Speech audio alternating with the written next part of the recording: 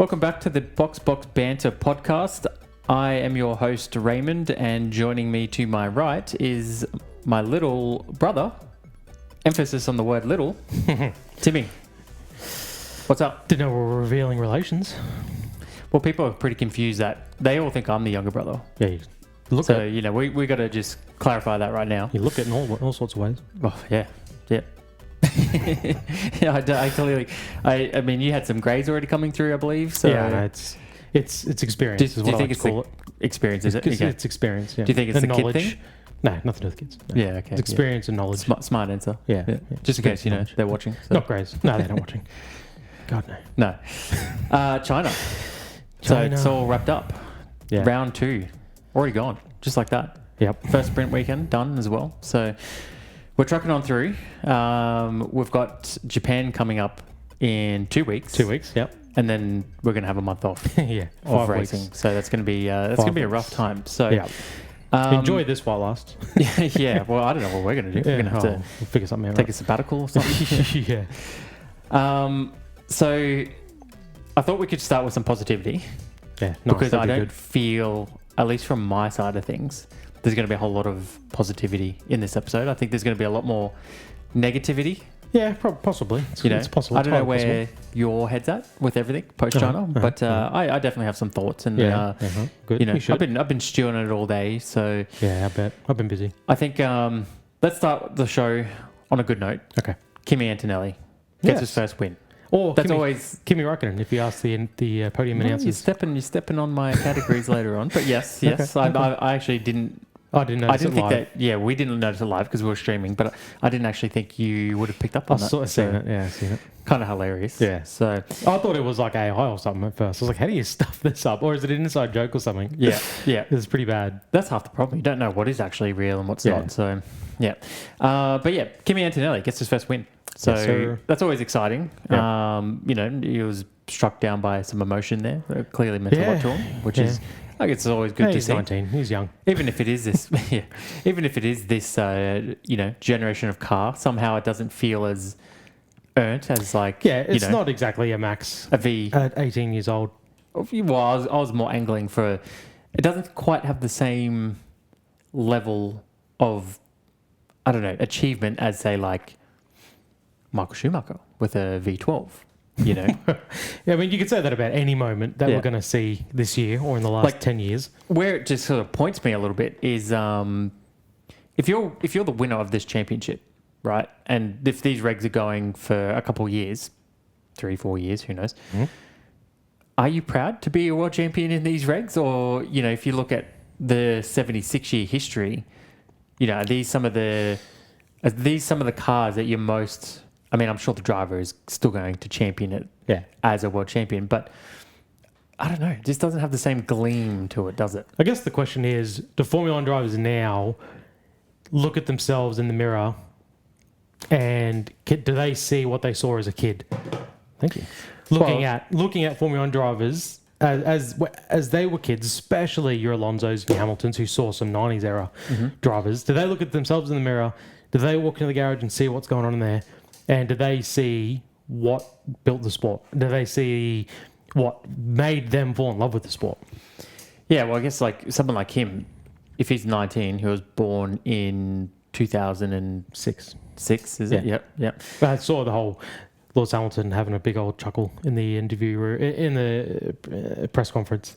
Right, yeah. Because his first race win came when Kimi was 1 or something. So the drivers he grew up with, half of them are still on the grid. That's what I'm saying about your older drivers who got to see some real... I mean, Kimi Antonelli almost would have started falling in love with the sport as they were coming into Turbo Hybrid era.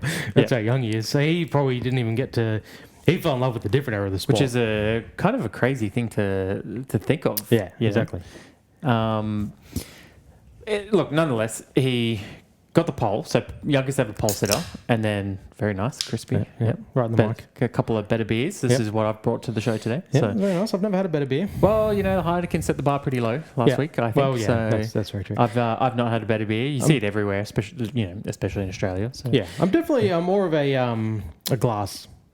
I prefer the glass than the tinnies. Typically, I do, but I thought that's right. catch you off guard. Yeah. Just I appreciate it nonetheless. Just get you out of your comfort zone a little bit. So, Anyway, back to Formula One. So Kimi, youngest ever pole sitter. So that's an achievement for sure. And then goes on to convert it to a win. So bravo. He nothing, can't take anything away from him. Still has the best car. Yeah. And there's no other car that can compete with that. Yeah. And you can say what you want about the Ferraris, but they're not competing for wins. They can start fast. Yeah. And then they can't really do much more after that. So yeah. I mean, if you look at some of the... I mean, I couldn't remember every driver's first race win. But you look at Max's, he obviously the highlight, the youngest ever. You know, we spoke about it yesterday in the live. Mm-hmm. We recalled this race only a year ago. I don't remember him having any of this type of emotion afterwards. For him, it was almost... I mean, his dad, the way his dad is, you're not surprised. Like, he didn't have that emotion when he won. It's just like, this is business. This is what I'm here to do. That simple. Yep. But he won in a car that was not the best, and the Mercedes had to take each other out. But the Red Bull's a lot closer to the Ferrari, and he had to beat a prime Daniel Ricciardo as well. Mm-hmm. So that's the one thing Kimi's got, is he had to beat George Russell, who last year probably really hit his strides, and he's so far continued on this year. Yep. But besides that, he had one man to beat. Yeah, and does this race go the way it does if George doesn't have his quali woes? It's probably the biggest question. Well, that's a very good point. He was always going to win a race this year. It really doesn't matter whether it's here, Japan, or bloody, wherever we end up next. It was always going to happen. This is what we said yesterday about him being the second youngest, especially with he had a year and a half to kill to sit as the second youngest driver to win. It was inevitable. It was always going to happen. Because it is not common that a driver goes straight into a top tier team. Exactly. To start their career. And very rare. And like maybe this is credit to Toto. It's a masterstroke. Yeah. And I guess it all pays off now, right? He's proven right. They knew last year they weren't going to have what it took to win. They took a risk, to win it all. They took a risk of him tearing a lot of shit up. But he didn't really even do that. But it gave him the opportunity to be ready this year to, they don't want him to beat George. I reckon they'd be more than happy for George to win this year. But come next year, come year 3, Kimi, we saw year 3 Oscar and what he was capable of. Come year 3, Kimi. That's going to be a different conversation. He'll be ready. Yeah. He'll be absolutely ready and the team will be it's ready. Funny. I kind of almost get more of a sense that they want Kimi to beat George. Oh, who knows? I know George has been a part of the Mercedes family for quite a while now. But Kimi he seems to be upheld as this Mercedes protege. Yeah. He's the future. This is Toto's guy. They took a risk on him. They gave him Lewis Hamilton's seat when Lulu, departed. Yeah. They didn't do what they did with George by, all right, well, let's go stick you in the whatever, Williams, and then we put someone else with a bit more experience into the seat. Yeah. Cut your teeth for a little bit. I almost get a sense that if it's possible, they'll back Kimi over George. And we saw shades of that last year. We saw some of last year. They were happy to play it fair, is what I feel like last year, which probably caught us by surprise because Antonelli was a rookie, and George was on a hot run. I don't see it the way you see it with the favorite. I don't think they'd favoritize any driver. Yeah. But I can't help but feel like they'll play it the same way McLaren did, where they've got dues to pay. Lando, you've been with us for so long. We want to get you this championship. I couldn't help but feel like they'd at least have that in the back of their mind for George. You stuck it out with us. We put you in a Williams for 2 years. You had to deal with that crap. And then you got given the worst Mercedes, Well, he did famously say last year that they would pick a clear number one and a clear number two. I don't recall this. And they've shown... Well, Toto did say, you can't win championships with 2 number 1 drivers. You have to back then what are they going to do? Because they're not going to... If Russell will walk... Well, I guess the difference so far from what it seems between this season and last season is I don't think there is anyone who can be a legitimate threat to Mercedes. Yeah. It seems like it's just they can pretty much afford to let them just play it out because... Who's really going to put pressure on them? Unless that Merc engine starts failing and they start having a lot of DNSs or DNFs, that's going to bring someone closer to them in the points. But they need a lot. But they're going to stride ahead, and it's just going to be a 2-race horse, and so they don't really have any kind of outside pressure to be forced into making a call. Yeah, they can kind of just sit back and go, let it play out. Let it play out. They've got 2 number 1s because George is good enough. I don't think he's the best racing driver there ever was. He's absolutely good enough to demand number one status or equal number one status. Well, particularly in that car, for sure. Yeah, or, he could walk. And there's probably half the grid would take him, if not more. And Kimi Antonelli, if they said to him, look, number two status, I'm sure he'd say for 1 year only. Yeah. Because you don't know how big your window is. And look at Oscar. He may have well and truly lost his window already, and that is the sad truth. That is the sad truth. It's probably the number one concern on my mind right now. Yeah, he could have lost his window. If these rigs carry out for 5 years and McLaren don't get that shit together, and he's out of his prime by year 8. Well, like 5 years, you're in your late 20s. Yeah, I mean, so look at now Charles. He had 2022. He had the hyped up, the hot Ferrari engine of 2019. Then they, no, we're not doing that with that engine. So they lost all their momentum. 2022 hot start. Thought all things were good and they were going to happen. No good. And all of a sudden he's coming up to a year 7, year 8 driver. Ferrari at the second best car now in these new regs. He may have lost his window. So I think Kimi Antonelli, if they were to say to him, we just want to secure something here, number 2 driver. If he was to say yes, it'd be this year only. While we just settle everything and we learn everything. Yeah. Because next year they might not be the best car. Yep. So Italy's first Grand Prix winner in 20 years, and I think it was to the day even I'm pretty sure. But that's crazy. Giancarlo Fisichella was in Malaysia. So, 06, very, you don't really think about these things. And I think because eras of dominance can go on for so long, so time just kind of passes and you don't really kind of realize how much time goes. Italy haven't had a Grand Prix winner in such a long time. So it is funny. Like you think of Ferrari before he was even born. It's crazy to think that someone had won from his country. Born. Because he's not quite 20 yet. So kind of crazy to think that someone who wasn't even born when that man won. Basically was born, went through his life, made his way to Formula One, and then was the next winner. It is true. I mean, you think of all the heritage around Italy. Ferrari, the Italian Grand Prix is the original Formula One Grand Prix. But you can't name that many Italian race car drivers or successful ones, especially in the modern era. Yeah, I mean, you got Fissi, but he was marginally successful. Not exactly who you wouldn't rank him in the top 40 drivers, 50 even. Oof, okay. He's not your go-to your name. So you go back another, you go back to the Nige probably. Not the Nige, sorry. Bloody Mario Andretti. You go all the way back to them. You're looking 80s before you're looking at your next hyper successful Italian driver. So for a sport that there's a lot of Italian around it about it, it's a bit surprising that there's not. Yeah, there hasn't been a huge influx of Italian drivers. And like you said in the live yesterday, how did Ferrari miss him? Yeah. Imagine that. Imagine him in the Ferrari. I mean, he's going to have 20 years in this sport, guaranteed. And he's going to have success. Yeah. There's no doubt he's fast. So I guess as long as he's got the car under him. And if Ferrari got their hands on him, that's all they needed. Yeah. Because great young Italian in the Italian team. And we know how they like to keep Italian blood within that team. So how'd they miss out on that? Any other positive notes you want to add before we crack on? Lando didn't start the race. That was pretty good. Yeah, that's a positive for us. Yeah. Has a beer, by the way. That's not bad. Yeah, don't mind it. Definitely better than the Heine, for sure. Better than the Heine. Like you said, that's bottom tier and it may stay there all year. 22. We're going to have 22 beers to taste. Yeah. If we can manage to not double up. And I think the Heine will stay at the bottom. Well, I'll just give you a fair warning. We'll be doubling up next week because I got a... You're a cheap son of a bitch.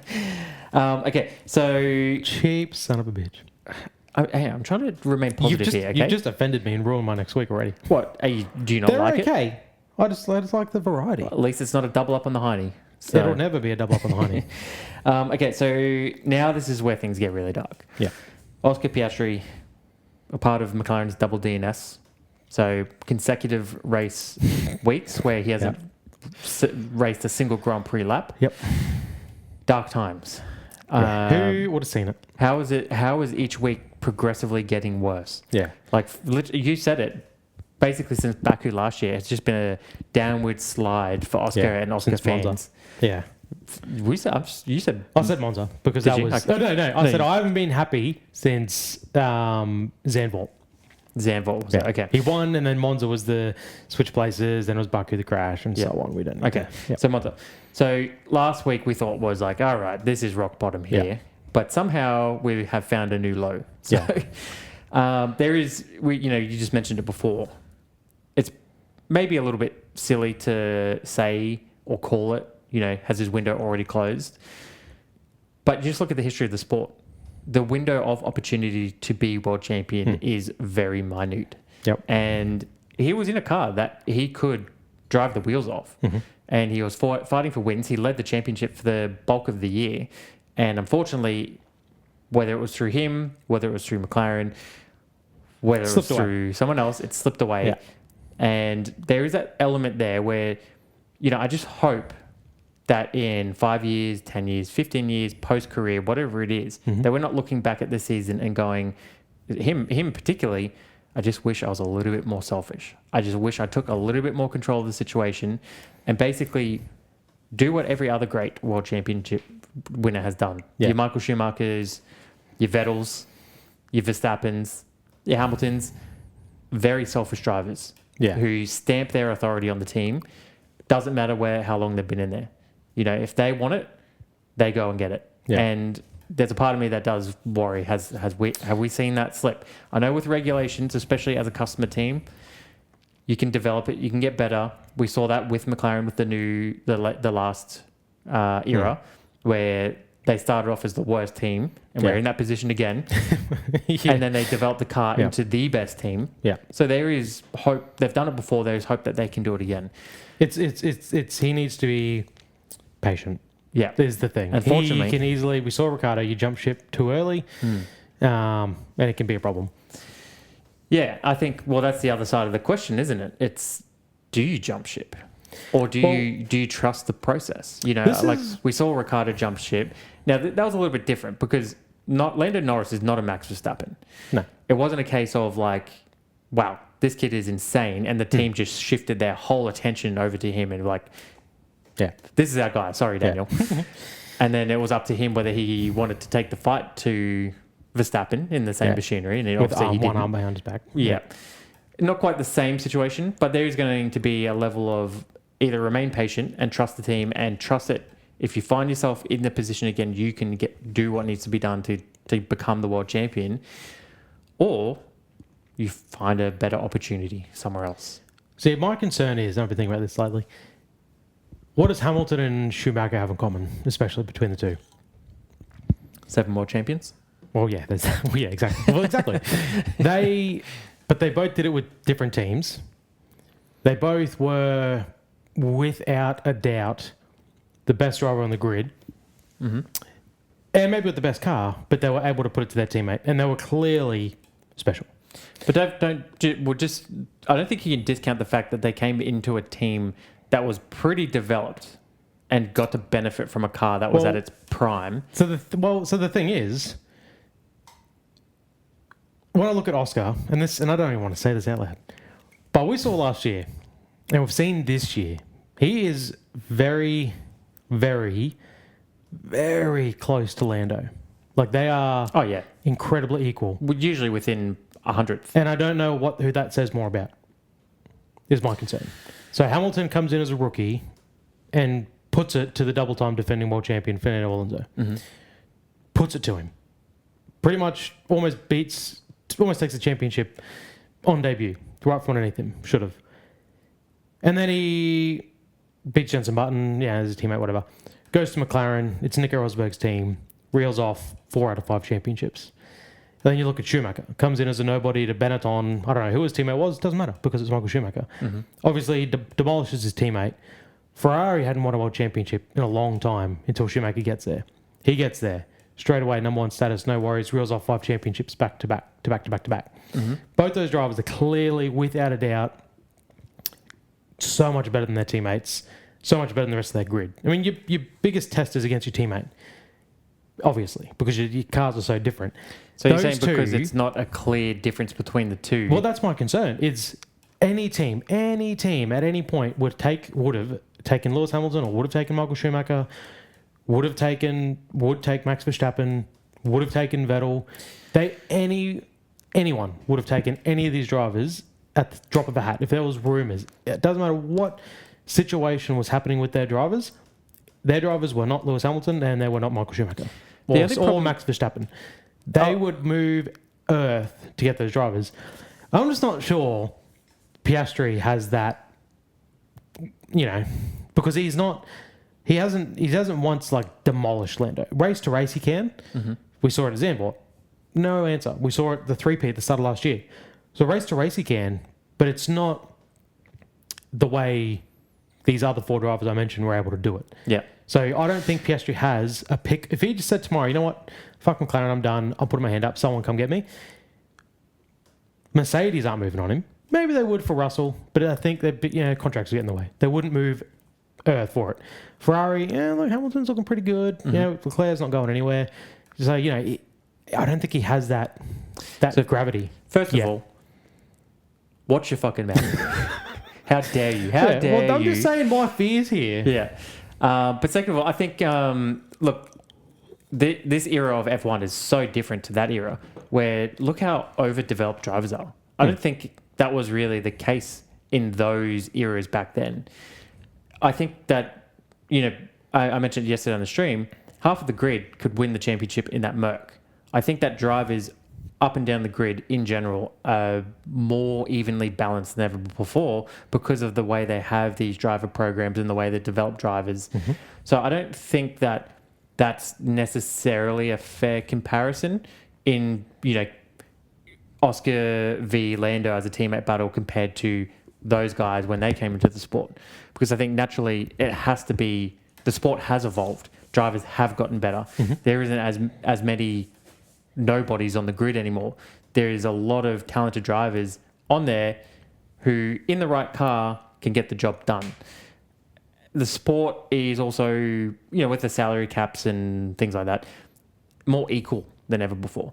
So, but you still have your outliers like a Max. You put Max against anyone. Do you though? Well, that's a big backflip from everything that was being said last year, even from you. Don't get me wrong. I think Max is the best driver on the grid still today, and I think he's the best driver in the world. Mm-hmm.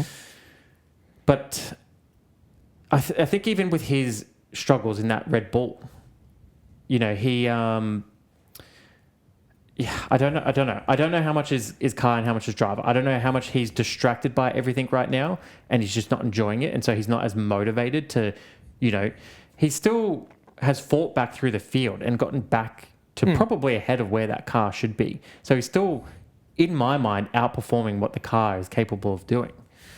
I think Verstappen is a once-in-a-generation driver. Do I think Piastri's on the level of Verstappen? Probably not, but we haven't quite seen him have the same opportunity maybe as what Verstappen has had. He had to sit out of the sport for a year. He had the whole kerfuffle with Renault and then basically came into McLaren and it was very clearly Norris's team. And, I don't think that for a second, he could have won the World Championship last year very comfortably if he had the backing from McLaren, much like Max Verstappen has always had the backing from Red Bull. Mm-hmm. So I think it's not a clear enough picture, at least yet, to make that call officially. Okay. Okay. All right. So we'll move on then. Yeah. If you got nothing else to add. No, I was just saying, it's talking about the windows of opportunity. Yeah. You don't know what the best opportunity, where is the best opportunity for him now? I don't know what Russell's, how long he... Well, at the moment, he hasn't raced a single race a lap this year. So McLaren hasn't been... Yeah, it's like he's got no hope this year.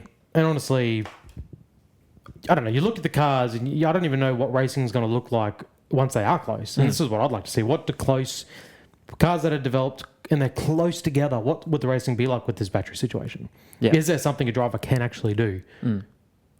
Like, to overcome what the car is once the cars are closer? That's what I'd like to see. Okay. I mean, we saw qualifying, Mercedes, Ferrari, McLaren. So it's clearly, like, that paints the picture that it is the car way more than the driver at this point in time. Oh, yeah. 100%. Yeah. Okay, well, let's move off Oscar. So we'll go into another, I guess, feel-good story. Lewis Hamilton getting his first podium for Ferrari. Yep. I forgot that, I think because he won China at the sprint, I forgot he didn't get a single podium last year. It kind of feels like he's had some level of success with him already. Well, I guess to a point, So he 1 year, 1 season, and 2 races. The previous, I think we said last year, every Ferrari rookie got a podium in history. Yep. And that's technically true. But Raikkonen, in his second stint, when he was obviously not a Ferrari rookie, he took a season and 4 races to get a podium in his second stint. So kind of it's the thing. Right. But very close. Yeah, okay. Oh, that's interesting. I think we're both pretty happy to see him up there. It was nice to see the old Hamilton back. Sort of prove that he does have some fuel in the tank and he's still hungry and he's still determined to have success in Formula One. I mentioned it yesterday that not many drivers have the opportunity of going out at the top end of the field. I won't say as winners because I don't believe that Ferrari are where Mercedes are. But, he's not going out sad like probably most F1 drivers at the end of their career.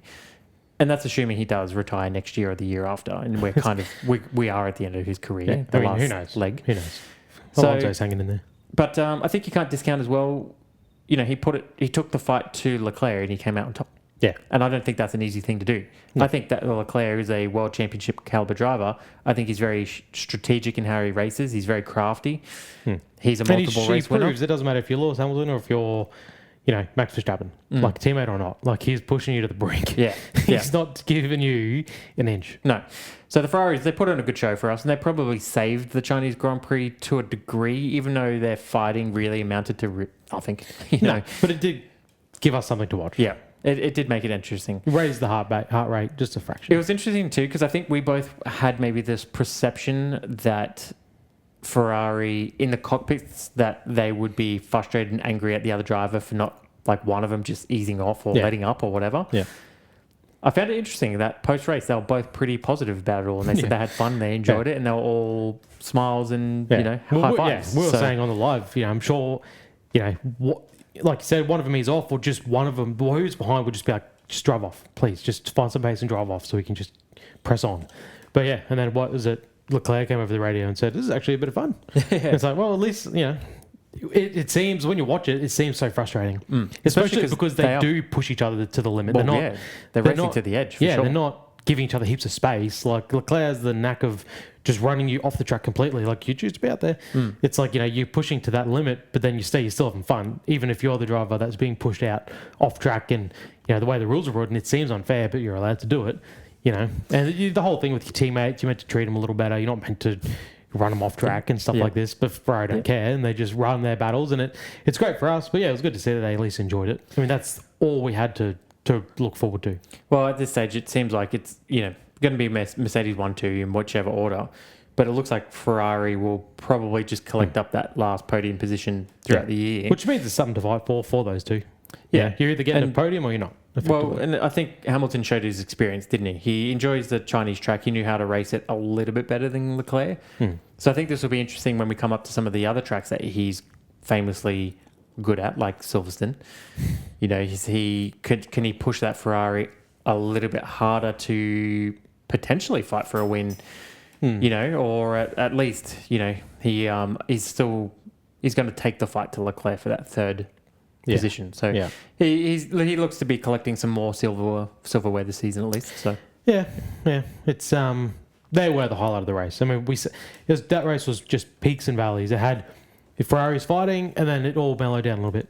Ferrari started fighting again. Oh, it's pretty exciting. A couple laps, and then it would just mellow down again. That's what that race was. Yeah.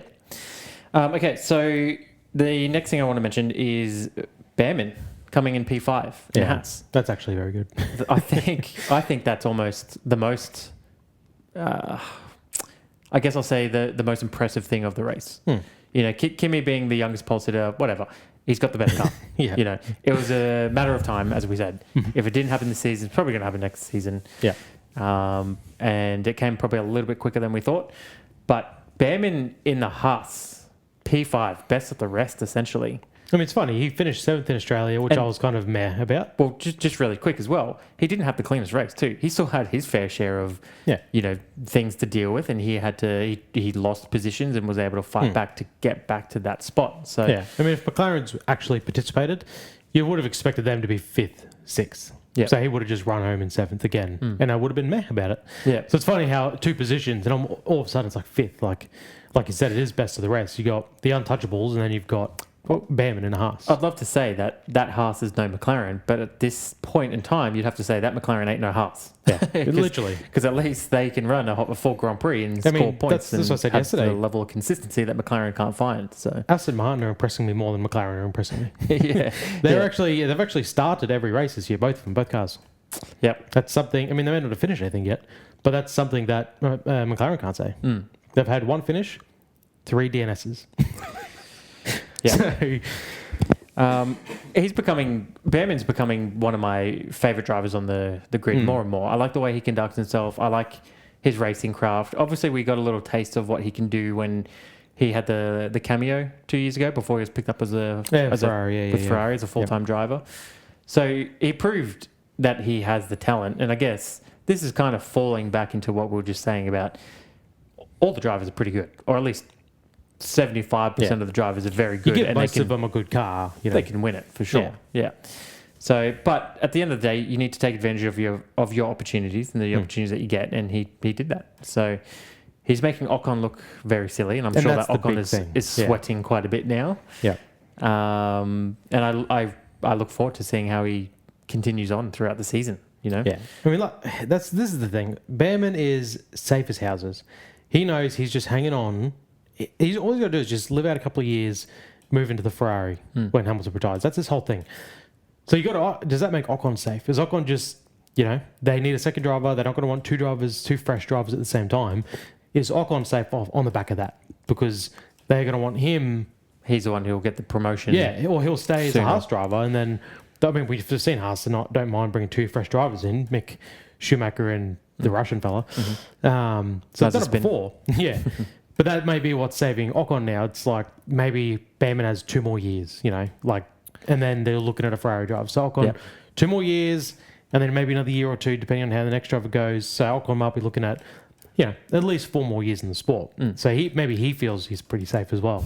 I don't know. I mean, if you've got Doohan in the wings, and they I don't know if they're going to do much with Doohan. Well, if second they're chances don't come by. Yeah, I know. But if they're in a position where Ocon's not scoring points and he keeps putting himself in these positions where he's just having incidents that he could easily avoid. He doesn't need to have, and he can have a little bit more consistency to a season if he can avoid these things. I mean, that is essentially what kicked him out of the Alpine. Yeah, is making silly decisions in moments that you don't need to. Yeah. Then what's to stop Haas going, all right, we have nothing to lose. Let's give him a shot. If that car's not scoring points, then why not throw Jack in? Okay, so I'd love to see it. Now this is So personally, so would I. I think, especially you didn't really watch the Drive to Survive episode, but it definitely seems he got the short end of the stick in Alpine, and maybe we weren't really privileged to see what exactly he is capable of doing.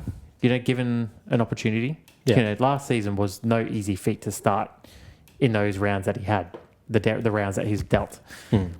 Is that an excuse? Yeah. I mean, other rookie drivers had to cope with the same stresses and ordeal, and they did seemingly a little bit better. But did they? I mean, they all crashed in Australia, and then I can't remember China. But who else didn't score points? His teammate Gasly didn't score points in China, and then he went on and had the issue in Japan, which was a big issue. But you know what? Did they score points at all last year? I don't know. I got a feeling Gasly might have scored a point or 2 at the end, but whatever. But you look at it and you go, and it's the whole thing with Colapinto. Colapinto had 17, 18, 19 races to do what Jack couldn't, and he couldn't do it. Yeah, he didn't score points. He did nothing. So that's the frustrating thing. Okay, so before we move into the achievements, the final thing I wanted to bring up, and there's a couple of ways I could attack this or approach this, but we're in the second round of the new regs. It's early days, so that's not lost on us. Now, you have surprisingly been quite positive towards the state of racing at the moment, and it's probably still too early to call. I think maybe around mid-season you can maybe make a little bit more of a decisive decision on whether we like what's going on or not. Yeah. But I think we're already post China, and we've had the sprint race as well. I think we're already falling into this pattern of where we know what the years are going to look like, unless something drastically changes with like the McLarens or Ferrari can find a way to like compete with the Mercs and find an extra second per lap. They're pretty much missing. It seems like we're going to fall into this pretty bland season. I don't have high hopes for it. So my biggest concerns right now is the state of F1. So we've got an extra team on the grid. We have 22 cars. We're yet to see all 22 cars start a race. Correct. I'm almost thinking, are we going to see 22 cars finish a race this season? Probably not at this point with the reliability issue that we're seeing. Incidents at racing or otherwise aside, And then there was only 8 cars that finished on the lead lap as well. Yeah. So that's just the speed differential. Yeah. So these new regs, I think Verstappen had some pretty vicious words to say, and he's been very vocal about it. And I've been on the fence about whether I like what's going on or not. And I think I'm starting to pick my side, and I think I'm siding with Verstappen. I think I agree with what he's saying and what his criticism is. And I think if you've got the world's best driver saying this about the sport that he's in, the sport that's supposed to be the pinnacle of motorsport, but then you've also got Alonso, who's also a world championship driver, who has a lot of history in the sport, who's also being very negative on where things are. You got Norris, who I guess he's a world champion. He's got his 2 cents as well. I saw the comments during the test or pre-test versus now, where he's flip-flopped. Yeah, he was like, "Oh, it's not so bad. He get paid a lot of money to drive race cars." And then now it's his flip sides completely. Now he's Verstappen's side. Yeah. The only person in this elite pool of people is Hamilton, and that's because he's got a decent car. He's got a decent car, at least they're there at the front. But I think if he was having a similar year to last year, I think he would be a bit more open and honest about his thoughts on it all. But I think F1's in a real spot of bother right now, and then we're going to have a month of no racing. So not only has the racing been pretty questionable, now we're losing 2 races off the calendar, and it appears that we're not going to regain those races at all. Yeah. So now you've lost even more entertainment value. Yeah. So it begs the question of who are they catering the sport to? Now, it seems like they're falling into the same sort of thing that we see like basically any other entertainment industry go through. They sort of lose vision of what the thing is, and they stop servicing the fans. Now, video games, as we know, we're big fans of video games, are very famous for doing this. They'll take a franchise and then they'll flip it on its head and they'll cater it to, these younger kids. Because people who haven't played the originals, people who haven't grown up with the game and want to... Yeah. Because they think that that's where the success lies. But you're not listening to your fan base and what they want. And, the loudest thing is they want real engines. They want V8s at a bare minimum. They want V10s. They want V12s. They want thrilling racing. Now, I know that overtakes is part of that. But when you're not really given it a chance to brake late and try and make overtaking maneuvers in corners, I think that's a vital part of racing that's gone. And that's something that's signature to Verstappen's racing pedigree. That's how he races.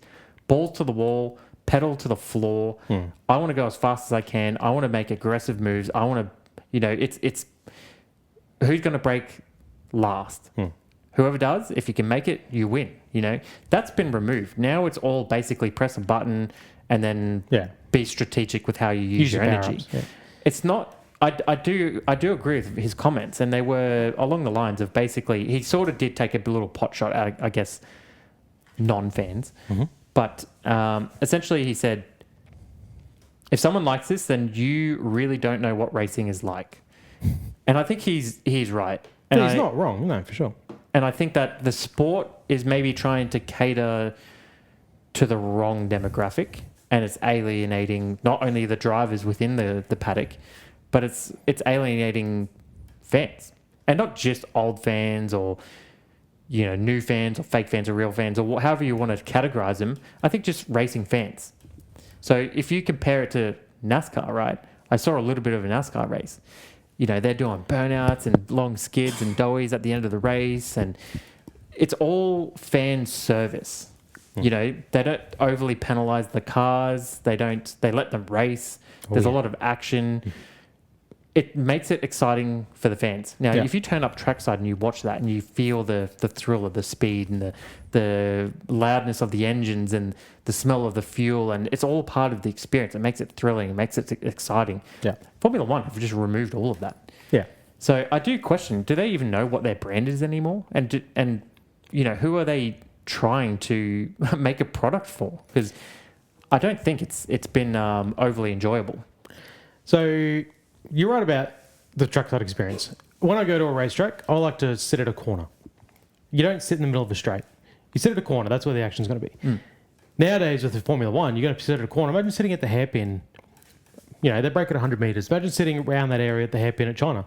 You're no longer hearing the screaming, then the straight to the brakes and the downshifts and maybe a tyre lock. Now you're just going to be hearing effectively a lift and coast. You're going to be at the most aggressive corner on the track for a lift and coast. Same with turn 9 at Melbourne. You know, you're going to be like, oh, this is where you see the most attitude on the car. This is where, again, the most aggressive driving on the track. But again, all you're going to be sitting there and you're just be hearing the lift and coast into the corner. No, you're taking all the risk out of it, and the risk is where the reward is. So you're right on that behalf. I think Formula One do not care about the fans. No, well, clearly. And I've said this. And they're not listening to the fans because they haven't taken anything that people have been saying for years why into would consideration. They listen to the fans when the fans still turn up regardless? This is what I said last year. We are our own worst enemy. We started a podcast in one of the worst eras of the sport. Yeah. You know, and there's a lot of podcasts out there that do it. Every weekend, I feel like we're breaking records for TV attendance, for trackside attendance. Drive to Survive is bigger every single year. Like, not only do we keep turning up, but they do keep attracting new fans who do stay. They're not. So then what do they care when the fans go, oh, this racing shit, but we're still going to sit here for 2 hours every damn Sunday and watch it? We're still going to wake up at 2 a.m. and watch it. But does that have longevity? How long can that be sustained? They may react in 5 years when they start seeing a bit of a fall off, and sports do that. They do react. I mean, NASCAR's exactly the same. They just changed their whole points format again because fans stopped enjoying it. But NASCAR are very good at listening to their fans. That's all they care about. That's what I mean. Like, the sense that I got from NASCAR, and I do not watch NASCAR. And the race today was awful. Is fan service. You picked a bad one. Well, I only saw 15 laps or something. But it would have been terrible. Yeah. But they listen to what the fans want. Yeah. They know why they turn up to the track, and they feed that. Yeah. You know? Exactly. Formula One, it should be an entertainment business. At the end of the day, you're on KO, you're on Foxtel. It should be like all sports. TV is what pays the bills. You know, all sports are the same. You get your huge TV rights deals, and you spread the money between your teams, whether it's ball sports or whether it's motorsport. Like, that's how it all works out. The problem with Formula One is they go, yeah, cool, thanks for all this revenue, but we, as Formula One, have to pay, you said it yesterday, 60 million, if that's what the number is, to Ferrari every single year, regardless. You know, Mercedes probably get 45, Williams probably get 40 for doing absolutely nothing. They have all this money they have to give to these teams. Then they have to pay per point. Then they have to pay all these other things. So the TV rights aren't enough to cover that. So then, you know, you have your manufacturers in the sport, and they have a massive impact on what the sport is. And that's the problem. Look at there's no coincidence that Audi have joined Formula One right now with this 50-50 engine split situation. I don't know much about their road cars, but I'm guessing they're running that type of a situation. Mercedes, it seems like it's almost to cater. Yeah, there's a reason these manufacturers are in Formula One. It's because it's relevant to what they're doing in the real world. And it makes sense in a way. I mean, why would Mercedes and Ford, Audi, they're not just making standard V8s anymore. They're not just making standard V10s. So I see that point of view, but that's exactly the problem, is the sport is run by these OEM, these manufacturers that are running the sport and in the sport, but all they're doing is catering their own needs. I mean, what's the budget cap? 160 million? They'd be making way, way more than that. But then they're putting barely anything, back into the sport. They're only allowed to put the 160 million in, and that's to cater for Williams, who do nothing on the side. They just want to race. But then you got your big teams at Ferrari. If the budget cap's 160, which I feel like it's something like that, they'd be getting all that back with I'll double check why you keep rattling. Points scored, the money they get paid, the legacy payments, let alone sponsorship. I mean, there's a reason there's barely any sponsors on that car. Never is. You know, they don't need it. Like, and this is the problem, is that these teams run the sport. 135 mil. So yeah, you're in the ballpark. Bugger all. Yeah. So quickly check what the Ferrari heritage payment is there, because if it is 60 mil, like straight away, half their budget cap's completely covered for just rocking up. And then every points they score, you get like $1 million per point or something silly. So 60 to 65 mil. Yeah, I mean, this is the problem with the sport, is the teams get way too much money. The budget cap, who cares? That's just, I mean, Ferrari, as an example, you know, they're a manufacturer out in the real world that sells cars for $500,000. Every single car they sell, and they'll be selling plenty. And then, yeah, you got everything else they do, and it's all for motorsport. I mean, Enzo Ferrari started because he wants to race cars. He makes road cars just so he can afford his race cars, you know. But that's the problem with Formula One now, is it's too controlled by the manufacturer. So and what suits the manufacturer. And V8s, V10s that have no battery, that's not relevant to the real world anymore. And this is the problem. Formula One don't see themselves as an entertainment industry. They see themselves as they make a shitload of money because us as the fans rock up every single weekend, regardless of what show they put on. Yeah. They get paid so much money from all this stuff that why not just keep it going? And you know what, Audi, you want to join us? Okay, sweet. We'll alter the regulations a little bit so that it makes sense for you to be here. It makes sense for all these engine manufacturers to be here. And that is the problem. It's not about the fan. Okay, so then, as you mentioned, you know, we started a podcast because we were watching F1 anyway, and we talk about it weekly, and we just love the sport. But we've started a podcast in arguably the worst era of F1. So the reason why I turn up to watch the sport, podcast or not, is because of Piastri. If Piastri wasn't there, I don't think I'd be watching. So I'd have to assume that would be the same reason for most fans, that they're turning up to support their countrymen or their team. But you said yourself, look at the grandstands of China, packed to the bleachers. There's And who are they supporting? 40% were women. Sure, but there's no Chinese drivers on the grid racing. There's no Chinese teams. They're a neutral supporter. They've got to pick someone else. So I agree with you. I mean, goddamn, even if Piastri is in the sport, if we weren't doing the podcast, I don't know if I'd be watching Formula One half the time, you know. Especially the way this year started. Last year's different. But, you know, the entertainment value is incredibly low in the sport at the moment. Yeah, okay. It's built on hype. And I do feel like, going back to the regs and how this year's panning out, and I have been slightly positive because, again, all we have to go off is last year. And last year we saw you just couldn't overtake. Yes, when an overtake happened, boy, was it exciting because you had to work for it. And it was, look at, Oscar's overtake on Hamilton round turn 9 at Melbourne last year, for 9th place. That was great. You get this extra point. It's a crazy move around the outside. Look at his overtake on Hamilton again at Miami. Dirt flying everywhere. Goes around the outside. Just a baller move. You're not going to see that this year because you don't need to see it. Yeah, there's a lot of moves that you saw last year that were exciting because you had to really work for it, even with the help of DRS. Whereas now this year, the overtaking is more so, but it doesn't have that same feeling. It's not. It's really not earned. It is push of a button. You have literally 40, 50 kilometers an hour more top speed. See, I think, and what that does, I think, is it almost nullifies the driver. There's less skill than ever, maybe. It's high IQ. A driver now just needs to have a high IQ, I feel like. Yeah, you just need to know, and we know that the engineers are telling them what to do anyway. Oh, apparently they've got all sorts of beeps on when you need to LICO, when you need to, super clip. So then it when makes you need to be doing this. Wonder, can anyone do it? Once you've just been taught how to basically where everything is, and once you kind of, like anything, you pick up a video game, once you figure out the controls and the buttons and stuff, you can start to cook, It almost makes me wonder if there's any skill to the driving now. It's a different kind of skill in terms of, the legends of the sport that we've seen. And people like Senna, who had just unbelievable car control and feel. Even if the car was an absolute dog shit thing to drive, he knew how to wrangle the neck and still pull speed out of it. Yeah, that's gone, and that will never come back. I think one little thing they could change, and this would never happen, but just so when you look at it on TV, it doesn't look so bad. Is fake graphics. fake speed. Like they can keep the racing as it is because you're getting the overtakes, you're getting all that stuff, but change it for qualifying. Make it so you cannot super clip. You know, turn the battery off. Like, yep, you're going to have Camrys out there doing maybe 180 kilometers an hour, but at least the drivers are then maximizing. Because that's what I keep hearing. You're watching qualifying and you're seeing drivers. Yeah, qualifying last year was the most exciting time of the weekend because this is where you're most likely to make mistakes. This is where drivers are pushing to the absolute limits, where the cars are turned up to the most. This is the highest point a driver can be at all weekend, where everything's turned off. Every little bit of save is off. You're just flat out.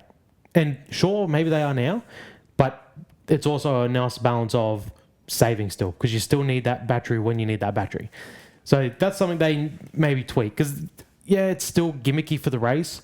But again, we're getting the overtakes, and that's the one good thing we're getting. The racing between the Ferraris wouldn't have happened if they didn't have this battery thing. And again, I'm not saying it's great, but we are getting some kind of wheel-to-wheel action, you know, especially when it was a case of, all right, they're going to turn one equal. The batteries allowed them to be equal and side-by-side entering turn one, and then you get to see some race driver stuff.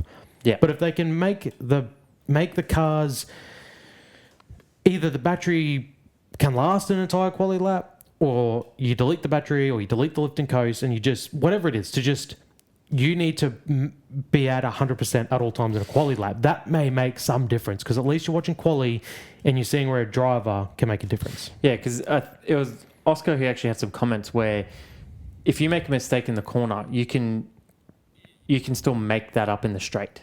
You know, if you're just strategic enough with how you use your battery. Yeah. So if you make a mistake somewhere in the lap, by using your battery in a strategic way, you can still actually set a faster lap than other drivers. Whereas like last year, if you make a mistake anywhere at any point, you're out of contention. Yeah. That's it. You can't afford a mistake. And we'd see them, a slight lock-up, you know, just miss the apex, and they'd bail out of the lap, recharge the battery, go again. That was the difference, especially last year, the end of the regs, 4 teams within 2-3 tenths. That was the difference, and that was exciting. And you watch Oscar put a perfect lap together, and it's like that was thrilling. You know, and then now you do see this year, we've already seen a bunch of quali laps where they lock up, they do make a mistake, but they press on because why not? Your battery's going to recharge anyway.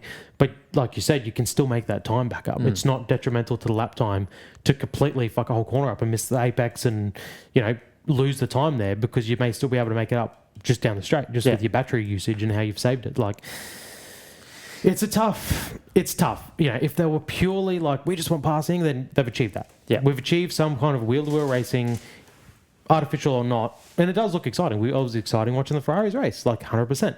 But yeah, it is everything else. Like, that's the saving grace. If for some reason they couldn't pass, then boy, would we be in a bit of strife. Okay, let's move on to the achievements, because we're running long on a shit Grand Prix.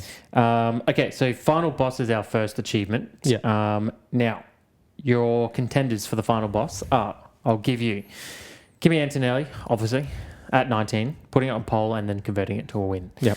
Pretty final boss worthy, I think. Yes.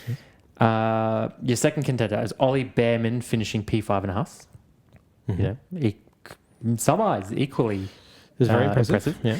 And then third, Mercedes having 3 drivers on the podium: the past, the present, and the future. Yeah, nice. That's a good little caveat. Definitely a little flex for Mercedes there. I don't like Toto. I'm not his biggest fan, and that is Toto all over. That 3 Mercedes drivers. So for me personally, I'm striking that straight off the list. And I don't know. I feel like I've got to give it to Kimi on this one. Eh? Yeah, like he's going to get a lot of. You're not going to get that first race win often. And although he had the benefit of the qualifying issue with George, he gapped him. He gapped him through that race. Like, he was in control, and he stuffed up, blocked up, lost 2 seconds. That's a rookie error. I don't think you'll see that again. Maybe a little nerves. Bit of jitters. The engineer had to come over there and be like, okay, that's cool, this one. But, I mean, you only get your first race win once, and he, fastest lap, pole position. Yeah, I agree. All about a grand slam. I'd love to just flick it to Ollie for what he's doing there, but I think you can't take away what Kimi did this weekend. So he'll have his moment. Ollie will have his moment at some point. Yeah. All right, so the noob achievement. So I'll give you Ocon's clumsy overtake on Colapinto. Bonus point for Anthony Davidson calling it a racing incident and showing why he wasn't successful in Formula 1. Yep. B is Ferrari too busy fighting each other rather than Mercedes. Mm-hmm. I don't know if you agree with me on that or not. I get that they're both fighting for position, but there's still a part of me that thinks if they just work together and they don't take enough time off each other, like they just let Kimi get away. Within one lap, he was 3 seconds down the road. I think again, it's inevitable. I think it is probably inevitable. I think Ferrari let them fight. Is it worth a shot?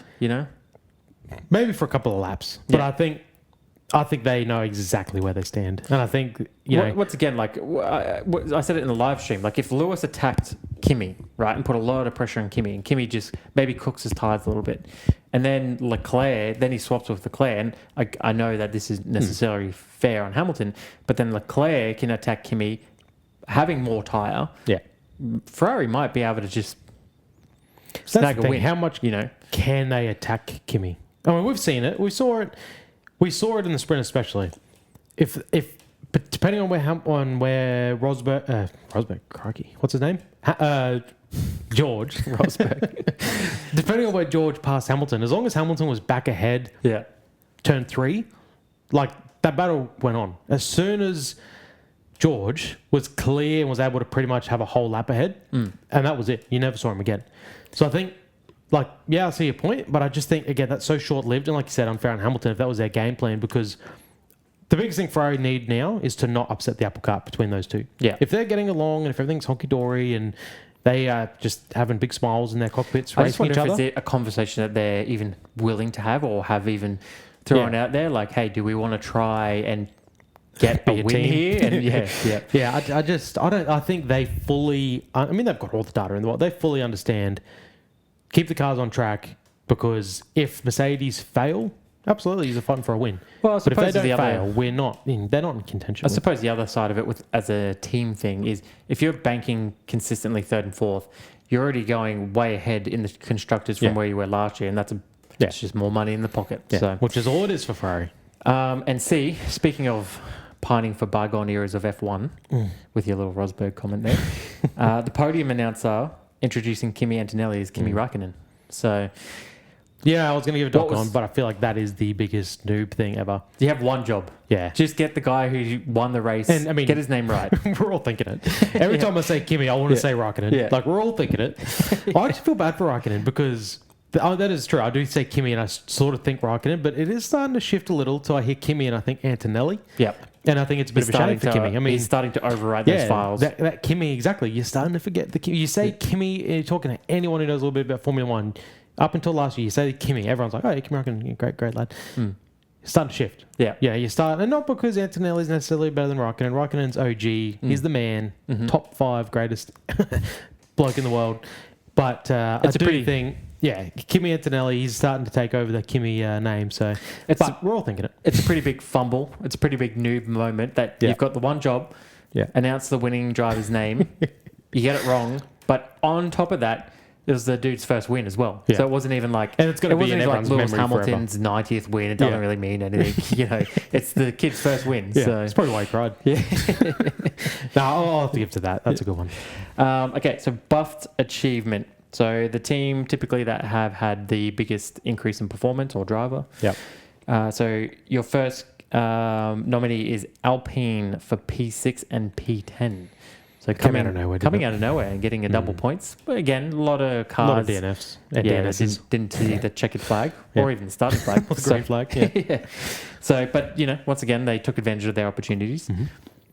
B, your personal favourite, Liam Lawson as the highest finishing Red Bull in P7. Speaking of benefiting from disaster. Yep. Or C, Haas, currently 4th in the constructors, ahead of Red Bull and only 1 point behind McLaren. Yeah, I mean, see, that impresses me less because McLaren have had one finish. If I'm not mistaken, the race. Well, that's the thing. That's the thing. Haas, I believe they've had 4 finishes. Yep. Both guys have finished every race. McLaren have had 1 finish. And McLaren's still ahead. And that's why they're 4th. McLaren's still ahead of them. Well, yeah. So that's what I'm saying. So it impresses me a little bit less. And Haas have done this before as well. The Haas have had a hot start before, and you go, ooh, okay, constant points finishes, and then they fall off hard. Yeah. So How's your Haas nuts? How's your nuts after that one? That was pretty high, wasn't it? Yeah, I didn't know you could get that high. Holding on That was- Yeah, impressive. I'm more impressed with Bearman than Haas as a whole.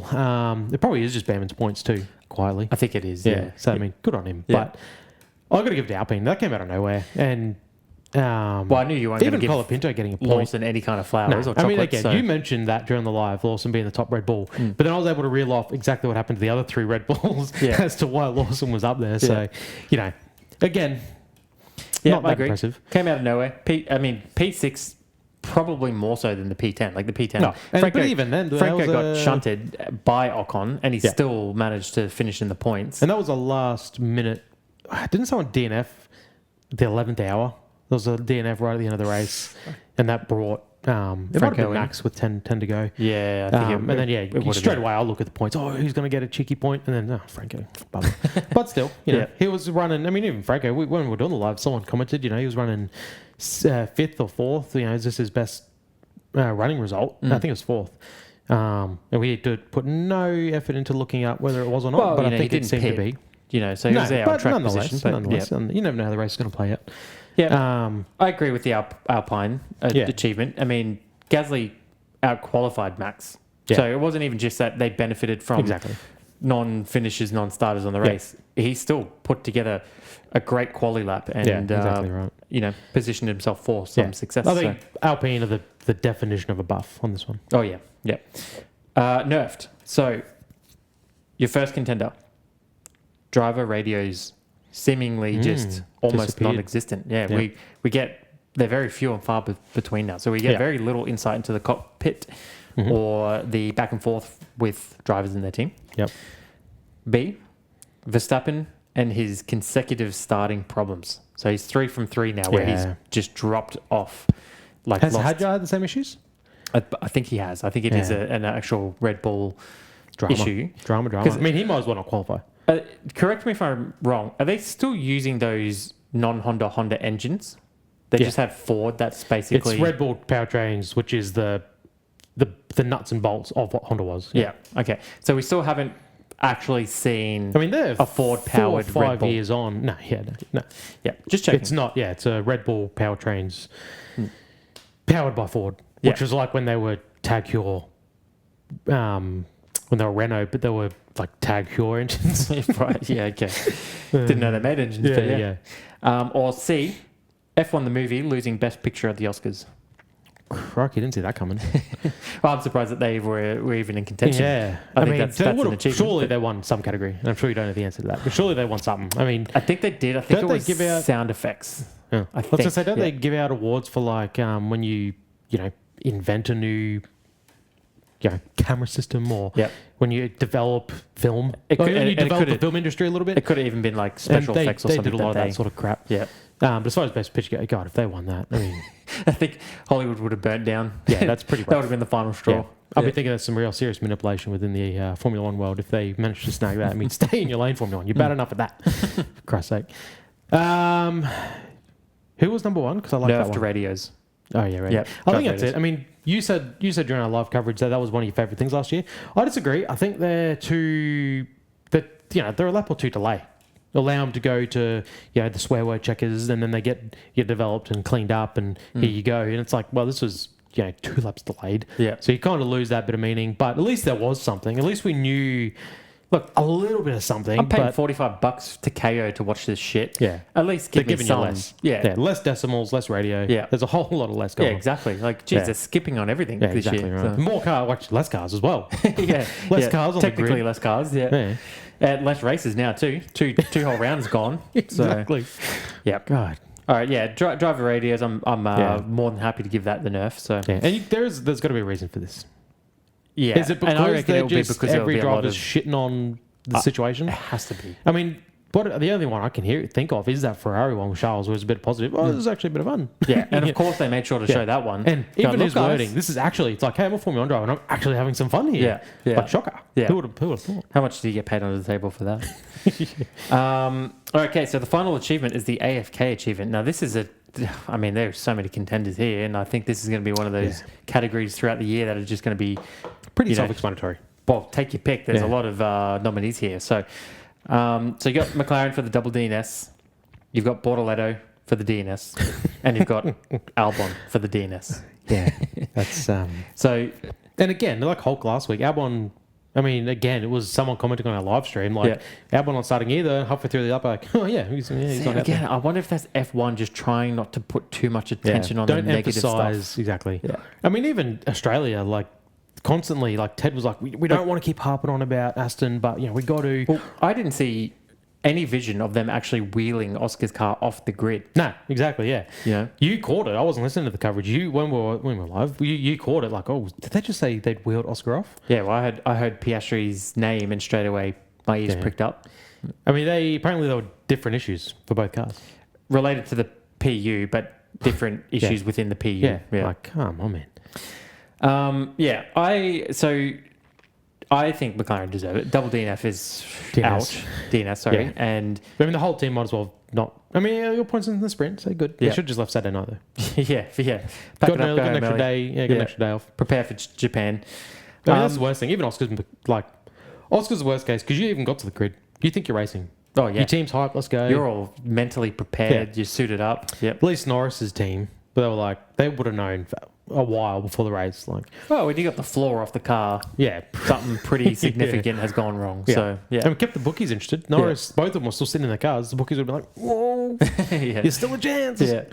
But no. So this just leads me into a quick question for you. So we've seen Audi come into the sport and they're using their own power, which I think is, I mean, even if the regulations were sort of catered for teams like them.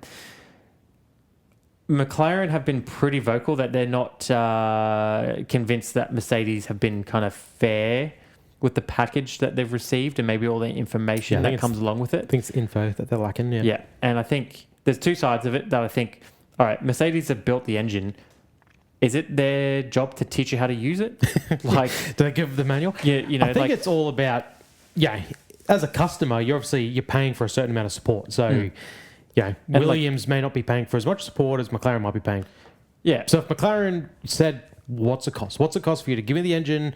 What's it cost for you to give me one of your engine guys? Like, everything, and that might be their agreement, their contract is we get the engine and we get all the info on, not all the technical info because you're still racing each other, but like exactly right, how to use the damn thing. And if they aren't getting all that, and I heard that's what they think was a part of the Oscar issue, then 100%. If they feel like they have a right to all the info, and they're not getting it, then it's a problem. So then, where I was going with this is, McLaren are a supercar company. Yeah. Why do they put themselves in this position in the first place and just not use their own engines and then tune them to the, if they know their engines inside and out, tune them the way that they want to tune them. They could potentially do exactly what other teams are doing and then leverage that as a, you sell off the engine to other teams as well. Well, again, I know that's going to cost money and it's probably more cost effective just to buy an engine that's pretty much good to go. Yeah. But you're always at the mercy. You're always at the customer team. Yeah. I think, again, I don't believe, and I could be wrong, absolutely could be wrong, but I don't think McLaren road cars have hybrids. I think they're still old-fashioned. Probably not. It's like Lamborghini. But if they can make supercars and they're a car manufacturer, I'm sure it isn't that difficult to put together a team to figure out how to build a 50-50 right. 1.6 litre turbo engine with a battery. I think it might be a little more complicated than that. But this is why, again, it works for Audi and Mercedes. And it's probably why Renault pulled out, because they're like, we don't do, like, maybe they do a bit of hybrid, I don't know, but this extent, maybe not, I mean, Audi race in, like, as far as I'm aware, the engine part of Audi, their engine team have come straight from their Le Mans program, which ran this similar engine. So again, just too good for Audi, come over, we'll basically make our engine regs suit you very well, so you can come in and be successful. And, same with Mercedes, they've got, motorsport teams outside of Formula One that play with these sorts of things. So McLaren don't have that. I don't believe they don't make Camry engines. Exactly. They don't run on battery power, and they're hypercars, and that's what makes McLaren so cool. But then it's also what makes them not be able to really compete. Yeah, so I think it's almost like you can't really complain about it when you're a car manufacturer who doesn't. Again, if you're paying I just can imagine that Williams don't pay Mercedes the same, and this is why they're not complaining, because they're Mercedes engine, same with Alpine, but they probably don't have the same. They're not probably getting the same package as McLaren paid for. So McLaren be paying top dollar. They expect to compete every single year they enter the World Championship. They expect to be competing for a World Championship. So they have like bundle deals. So for 20 million, here's an engine. For 25 million, for 25 million, here's an engine plus man. Yes. For 30 million, here's an engine plus man plus computer. I do believe that, yeah. And I believe in 5 years, Williams won't have the most newest engine as well. I think McLaren, again, with whatever deal they make with Mercedes, every year they'll be getting the brand newest engine. They should be running the exact same engine as Mercedes. But then you've got your Williams who are probably running a spec engine that's a couple of years older, that it doesn't have all the newest bits and pieces, because, again, you're only paying what... 12 mil. Yeah, you're only paying what you're paying. You're only getting the package you want. Yeah. Otherwise, why aren't Williams, why aren't all these teams running this engine having the same complaints? Years gone by, why when Mercedes dominated, why were they the only Mercedes team that were able to dominate? There's a reason for these things, even though half the grid are Mercedes powered. Yeah. And then it's only McLaren who are like, whoa, we got some issues here with what we got going on. Yeah, this is what we paid for. Yeah, exactly. So. We agreed to a certain amount of information, a certain amount of data, a certain amount of, runtime, because again, they don't own the engine; they're supplied the engine, and if they feel they're not getting that, they absolutely have the right to be questioning it. Yeah, Mercedes developed this engine. We believe we're getting the same engine, or the same information on how to run it. Why are we 10, 20 k's or slower down the straights? When you're in the money business, I'm sure that Mercedes are doing everything they can to withhold as much information as possible from McLaren. Again, if you said to any team, would you pay $5 million for a tenth? They'd be like, happy days, no worries. Yeah, absolutely. Yeah. All right. So the final category is the Easter egg category. So go on. Stat fact. Yep. Stat or fact from the Chinese Grand Prix. So I had an initial one that I think is pretty low tier, so I skipped on that one. I found another one. Okay. So Bruce McLaren is the last McLaren driver to have a double, or to have back-to-back did not starts. And when was that? 1969 in Mexico, then the US. Wow. Yeah. Wow. So Oscar's in good company. Not a record you exactly want to beat. No. So caveat. Yeah. Caveat. The last McLaren driver, yada yada, for technical difficulties, because half the grid had double DNSs in Indy in 2005. Yep. For the tyres. So an actual car-related reason, Bruce McLaren was the last driver if McLaren to have that. Okay, so my Easter egg is if Piastri suffers another DNS in Japan, he might not get to complete a single Grand Prix lap until the 3rd of May in Miami. I mean, does his contract get cut in half? Does he only earn half the amount of money? I saw another little thing, and it was like, we should start calling him the tyre whisperer because he has 0% tyre wear. Oh, man. I mean, it's like I said yesterday, he's keeping his win percentage intact. Yeah. I mean, he got 9 wins off, maybe 65 starts, something like that. He's well and truly intact. That's the thing. He's like, he probably went on the grid and went, Lando's out. I've got this shit box. You know what? Just take me out.